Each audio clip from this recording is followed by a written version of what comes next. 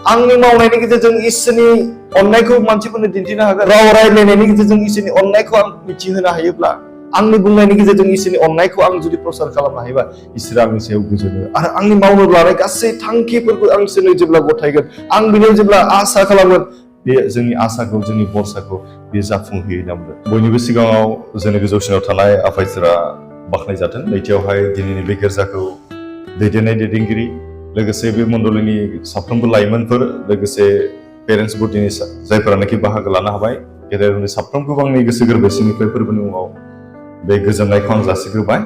दिनैनि बे हाबाफारियाव नोंथांमोननि थाखाय इसोरनि गाहाम बाथ्राखौ बुंनो लादों जाहैबाय लाइमोनफोरनि थाखाय youth and the meaning of success होनना बुंदों। दिनै जों जेब्ला संसाराव मानसिफोरखौ नायो, नङा होमबा? जाफुंसारनाय होनोब्ला, साक्सेस जानाय होनोब्ला, जोङो जेनेबा सासे फरायसा जायोब्ला फरायसानि जाफुंसारनाय माखौ होनोमोन? एकाडेमिक एचिभमेन्ट, फरायनायाव जायफोरानोखि टप लाखिनो हायो, मोजां जौखोन्दो लानानै पास खालामनो हायो, नङा होमबा? बेनि क्लासाव बा बेनि आनजादाव, बेखौनो जोङो एचिभमेन्ट होनना बुंगोन, जे बे साक्सेस जानाय आरो सासे फरायसानि थाखाय। नाथाय प्रभु जिसु ख्रिस्ट'नि बेलायाव बे बाइबेला दिनै जोंनि जिबनावहाय साक्सेसआ माखौ होनो? What is the true meaning of success होनना बुङो? साक्सेस, जाफुंसारनायनि गुबै ओंथिया मा? जेरैहाय आं बुंबाय, फरायसाफोरनि थाखाय मोजां नाम्बार लानानै पास खालामनाया बे साक्सेस जानाय।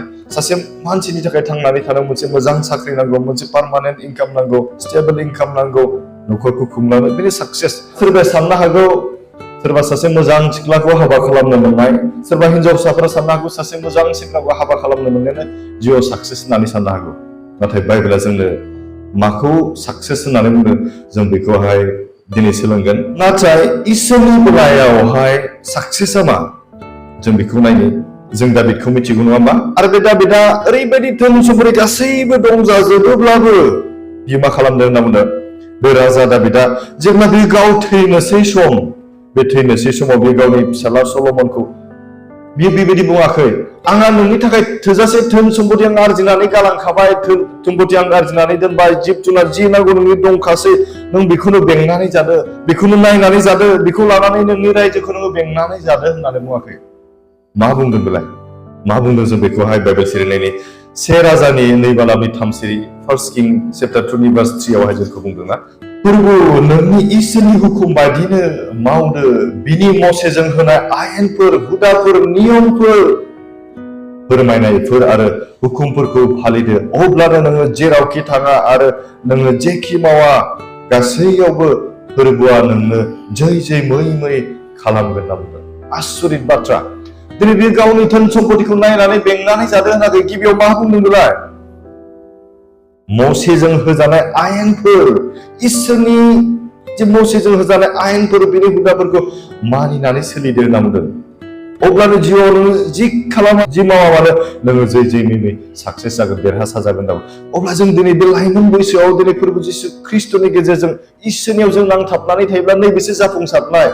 दिनै सल'मननि थाखाय जाफुंसारनाया बे जाथावना नङामोन, मानोना बिहा धोन सम्पति गासैबो दंजायो, अब्लाबो दिनै बिनि बिफा दाबिदा बेखौहाय इसोरनि हुकुमफोरखौ मानिनानै सोलिदो होनना बुंदों। नैबेसो जिउआव जाफुंसारनायखौ लाबोयो। जोंनि जिउआवबो बे दिनै जाफुंसारनायखौ नांगौब्ला फोरबोनि हुकुमफोरजों जों थानांगोन, अब्लासो जोंनि जिउआव साक्सेसखौ जों मोननो हागोन। दिनै जोंनि जिउआव साक्सेस जानाया,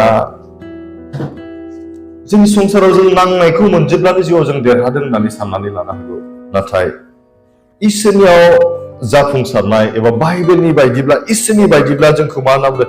इसोरनि रादायजों थांनानै, इसोरनि बाथ्राखौ मानिनानै जाय जिउआवहाय देरहासार जानो हायो, बेखौसो जाफुंसारनाय होननानै बुङो होनना बुंदों। दिनै दाबिदा दिनै बुंनो हागौमोन, नोंहा गासैबो दंखासै, आं नोंनि थाखाय गासैखौबो आं सोरजिनानै होखाबाय, नोङो जेबो जिंगासिनांगौ गैला, नों बेखौनो नायदो, बेंदो आरो थांनानै थादो होननानै बुंनो हागौ। नाथाय बेबायदि बुङाखै। इसोरनि गियानजों बिनि नियमफोरखौ, बिनि आयेनफोरखौ मानिनानै सोलिदो होनना बुङो। बेखौ फालिदो, अब्लानो नोङो जेरावखि थाङा आरो नोङो जेखि मावा गासैयावबो फोरबोआ नोंखौ जै जै मिमि खालामो। जै जै मिमि माने जिउआव जाफुंसार होगोन, साक्सेस खालामगोन होनना बुंदों। दिनैहाय दाबिदा गावनि फिसाला सल'मनखौ इसोरनि रायजोखौ बियो नागिरनो थाखाय खावलायदों, बिनि हुकुमफोरखौ बियो मानिनो थाखाय खावलायदों। गासैबो धोन सम्पति दंखाजोबो, जिंगासिनांगौआनो गैयामोन। अब्लाबो बे इसोरखौ नागिरग्रोनो थाखाय दिनै खावलायदों। बेनिखायनो जों जेब्ला बाइबेल सिरियाव नायोना, माथाइनि 6 बालाम 33 सिरियावहाय नाथाय इसोरनि रायजो आरो बेनि धोरोमखौ नागिरग्रो अब्लानो बियो बेफोर गासैखौबो नोंसोरनो होदेरगोन जोंनो दिनै होखादों नाथाय आरो बांसिन होदेरगोन होनना बुंदों आरो बे होदेरनाय इसोरनि बोरखौ जों माबोरै लानो हागोन जों माबोरै मावनो हागोन जों जेब्ला इसोरनाव नांथाबनानै थागोन जों बिनि हुदाफोरखौ जोङो मानिगोन बिनि रदाय बायदि जों जुदि खारोब्ला अब्ला जोंनि जिउआव गासैबो जाफुंगोन होनना बुंदों जों जेब्ला फिलिपिया 4:23 सिरि जों बेयाव नायो बाइबेल सिरियाव जोंखौ मा बुङो ख्रिस्ट'आ होनाय बोलोजों आं बेफोर गासैखौबो सैनो हायो होनना बुंदों ख्रिस्ट'नि होनाय बोलोजों आं बेफोर गासैखौबो मावफुंनो हायो होनना बुंदों जोंनो दिनै इसोरा फोरबो जिसु ख्रिस्ट'नि गेजेरजों जोंनो बोलो होबाय स्ट्रेंथ होबाय होनना बुंदों बिनि गेजेरजोंसो जों जिउआव दिनै साक्सेस जानो हायो जाफुंसारनायखौ जों लाबोनो हायो होनना बुंदों बेनिखायनो जों दिनै फोरबोनियाव बरसा खालामगोन जों जेब्ला फोरबोनियाव बरसा खालामगोन फोरबोनियाव बरसा खालामग्रा मानसिफोरखौ इसोरा दिनै साबायस होनना बुङो जायहा फोरबोनियाव आर'ज खालामदों बिसोरखौ बियो दिनै साबायस होनो जायफ्रानोखि इसोरनि रदायाव थायो जायफ्रानोखि फोरबोनियाव बरसा खालामो आसा खालामो बेफोरबायदि मानसिखौ दिनै बियो दैनि जिङाव गायजानाय फांसे बिफांजों रुजुदों जों जेब्ला जेरेमियानि 17 बालाबनि 7 आरो 8 सिरियाव नायो जों बे बाथ्राखौ मोननो हादों साबायस जाय मानसिया फोरबोनियाव बरसा खालामबाय जायहा फोरबोनियाव आर'ज खालामबाय बियो दैनि जिङाव गायजानाय बिफांनि समान नाम अब्ला जों दिनै फोरबोनियाव बरसा खालामनो हादोंना हायाखै आंनि आसाया आंनि बरसाया दिनै सोरनियावबा नामा आं इसोरखौ फोथायनो हादोंना हायाखै जायफ्रानोखि फोरबोनियाव आर'ज खालामो जों दिनै आर'ज खालामनो हादोंना हायाखै जायफ्रानोखि फोरबोनि आर'ज खालामो बियो दिनै जिङाव गायजानाय बिफां बायदि होनना बुङो बिनि रोदाफ्रा दैखरनि सिङाव सुरलांगोन बिनि रोदाफ्रा बारायलांगोन एरलांगोन आरो सान्दुं दुंब्लाबो गिनो नाङा होनना सान्दुं दुंब्लाबो गिनो गोनां गैया राननाय नङा मानोना बिनि बिलाइफ्रा थाजायै थागोन बेसे मोजां बाथ्रा जोंनि थाखाय बुंदों अखा हायाब्लाबो जेबो सिन्था गैया मानोना बिनि जिङावहाय दै बोहैलांबाय थायो मानोना बियो बार हगारालाबा फिथाइ थायबाय थागोन होनना बुंदों बेनिखायनो जों जेब्ला फोरबोनियाव बरसा खालामगोन बिनियाव जों जेब्ला आर'ज खालामगोन बिनियाव जों जेब्ला आसा खालामगोन फोथायनानै थागोन बेबायदि मानसिखौ बियो गोजौआव दैखाङो होनना बुंदों खुरुवा दाउनि समान इगल बायदि बियो जोंखौ गोजौआव दैखांलाङो होनना बुंदों दिउटर'नोमि जों जेब्ला हुदा बिजाबनि 30 बालाबनि 10 सिरियाव जों नायो जों बेयाव बेबायदि मोननो हायो खुरुवा दाउआ जेरै गावनि बिसाफोरखौ बिरनो फोरोङो होनना बुंदों गोजौआव बिरनो फोरोङो आरो गावनि गांखंफोरनि सायाव बिसाफोरखौ जेरै दैखांनानै लाङो बेबायदिनो फोरबोआ इजराइलफोरखौ निदाननिफ्राय बेङै बेङै लाङो होनना बुंदों इसोरा दिनै इजराइलारिफोरखौ दिनै जेरै बेंखननानै लांबाय जोंखौबो दिनै संसाराव थांनानै थानायाव मानसिफोरखौ जायफ्रानोखि इसोरनियाव आर'ज खालामो जायफ्रानोखि इसोरनियाव बरसा खालामो बेबायदि मानसिखौ बे खुरुवा दाउनि समान खुरुवा दाउआ दिनै गावनि बिसाफोरखौ बेंनानै लायो गावनि गांखंजों बोजबनानै लायो बेबायदि बियो जोंखौ बोजबनानै लायो होनना गावनि गांखंफोरनि सायाव बिसाफोरखौ जेरै दिखांनानै लाङो बेबायदिनो जोंखौ बियो गोजौआव दिखांनानै लाङो आरो बियो जोंखौ बेंनानै लागोन होनना बुंदों दिनै लाइमोनफोरनि थाखाय जाफुंसारनाया माखौ होनोब्लाथाय जों बेखौ नुनो हायो दिनै जों गोबां बार्थडे फाथियो मादार्स डे फादार्स डे जों फाथियो मेरिज एनिभार्सारि जों फाथियो नाथाय जोंनि जिबनाव मोनसे सान फैगासिनो दं मा सान बेलाय जाजमेन्ट डे होनना बुङो बिसारनि सान बिनि थाखाय जों दिनै बे लाइमोन बैसोआवनो जों दिनै हुसियार जों थामथिम जानि जों थियारि जानि बे जाजमेन्ट डेनि थाखाय जों दिनै बे जाजमेन्ट डेआव मा बान्था मोनगोन जों जुदि मोजां मावाब्ला जोङो मा मोनगोन जोङो नोरोगनाय जिउआव जों थांनांगोन होनना बुङो बेनिखायनो बे जेब्ला जोबनायनि बिसार साना फैगोन बेयाव जों मा रिवार्ड मोनगोन मा बान्था मोनगोन नोंथाङा दिनै साननानै नाय दिनैहाय पौलनि बाथ्राखौ जों जेब्ला नायोना बाइबेल सिरियाव फिलिपियानि 3 बालाबनि 12निफ्राय 14 सिरियाव जों नायो बेयाव बेबायदि बाथ्राखौ जों मोननो हायो जाहैबाय पौलनि थांखिया बिनि गला बिनि हास्थायनाया मामोन होनना बुङो फोरबो इसोरखौ बियो मोजाङै बांसिननिफ्राय बांसिन मिथिनो लुबैयोमोन होनना बुङो बेनिखायनो जोंनि बे लाइमोन बैसोआव जों दिनै फोरबो जिसु ख्रिस्ट'नि बिसयै जों बांसिननिफ्राय बांसिन मिथिनो जोङो गोसो जानांगौ होनना बुङो आरो बेयाव नैथियाव बियो मा सानोमोन होनना बुङो टु बि लाइक क्राइस्ट फोरबो जिसु बायदि बियो जानो लुबैयोमोन होनना बुङो बेनिखायनो जोंबो दिनै फोरबो जिसु ख्रिस्ट'नि गुन बायदि जोङो बिनि गुनखौ जों लानो हास्थायो जिसु बायदि जानाय बिनि गुन बायदि मावनो हास्थायनाय जोंनि जिबनाव जों थानांगोन बे लाइमोन बैसोआवनो बिनिफ्राय मा होनना बुंदों बियो जेब्लायबो बिनि गोसोआवहाय फोरबो जिसु ख्रिस्ट'खौ जिसुनि सोमोन्दै बियो सानबाय थायोमोन होनना बुंदों जोंबो दिनै बे लाइमोन बैसोआवनो जों दिनै इसोरनि फोरबो जिसु ख्रिस्ट'नि बिसयै जों दिनै साननो सोलोङो जिउआव नों दावगालांनो लुबैदोंब्ला, जिउआव नों देरहासार जानो लुबैदोंब्ला, जों दिनैहाय बेखौ जों हास्थायनि गासै दंनाय माने गासै बोलोजों जों इसोरखौ दिनैहाय फोथायनि, जोंनि आत्माजों, जोंनि जिउजों, जोंनि देहा सोलेरजों जों इसोरखौ जों बाख्नायनि नामदों। बेनिखायनो बे लाइमोन बैसोआव जों जाफुंसारनो गोनांब्ला, जों लाइमोन हिसाबै जों जुदि इसोरनियाव जाफुंसारनाय जों लाइमोन जानोब्ला, जोङो मोनथाम चेलेन्जखौ आं नोंथांमोननि गेजेराव लानानै फैदों। जों चेलेन्ज खालामनो दिनैहाय 3 ग्रेट चेलेन्जेस दिनै जोंनि लाइमोनफोरनि थाखाय आं बुंनो लुबैदों। नाम्बार 1आ जाहैबाय बी ए डिसाइपल अफ जीसस, प्रभु जिसु ख्रिस्टनि फलोवार्स, बेनि उन उन थाबायग्रा आङो जानि बे लाइमोन बैसोआव। आरो जेब्ला इसोरनि डिसाइपल जागोन, जों बेनि फलोवार्स जागोन, अब्ला जोङो सासे लार्नार जायो नालाय, जों सोलोंग्रा जायो। प्रभु जिसु ख्रिस्टनि बिनि आखलखौ नुनानै जों सोलोंगोन, बिनि थाबायनाय, बिनि रायनाय, गासै बिनि गुनफोरखौ जों नुनानै जों सोलोंनो हानांगौ होनना बुंदों।